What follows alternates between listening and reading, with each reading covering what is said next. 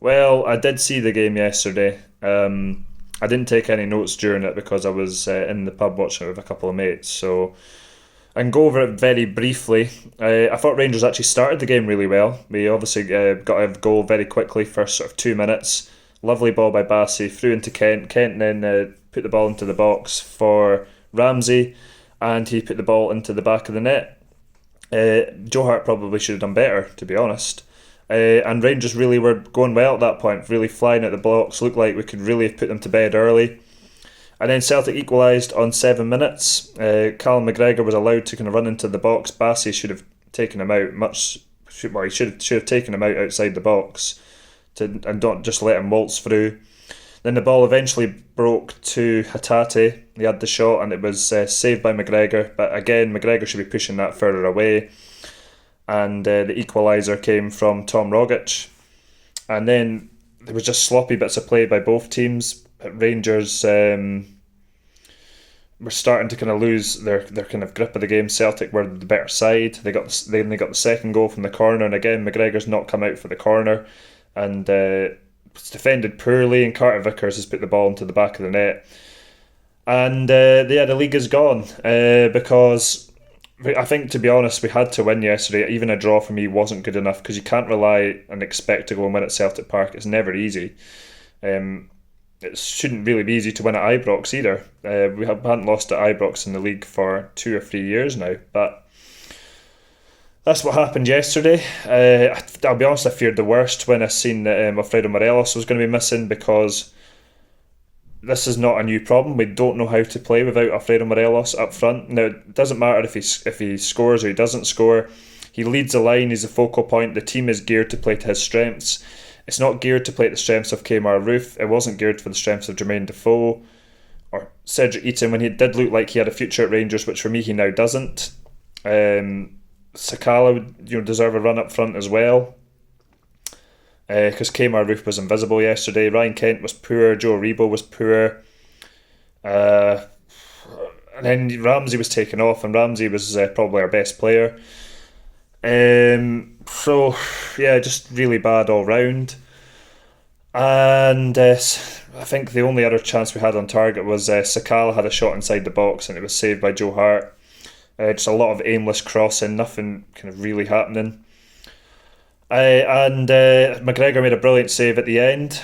And the thing is, I'm probably going to get a lot of abuse for saying this, but the Old Firm defeats is not where we lost the league. We lost the league in these stupid points we dropped against Ross County before the game at Celtic Park, drawing 3-3. That was completely unacceptable. The 1-1 draw against Dundee United, we absolutely battered them that day, but still didn't come away with the 3 points. And the 2-2 draw against Motherwell, 2-0 up and then drawing 2-2. Absolutely unacceptable. I don't really know how I feel about the kind of whole Gio situation. Listen, I'm not one of these people that says I think that we should sack him, but domestically it's not been good enough. There is another point I'd like to make, and I have made this point to Celtic fans, and they have got, maybe not all of them, but the ones that I've spoken to have agreed with me on this. Had the winter break not been brought forward, at that time we were in good form, they wouldn't have had their new players in, and we would have beat them at Celtic Park and the league would have been over.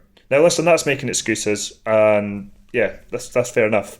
But that's my opinion, and once again, the winter break has absolutely killed us. Joe Rebo has not kicked a ball since he's come back from the African Cup of Nations.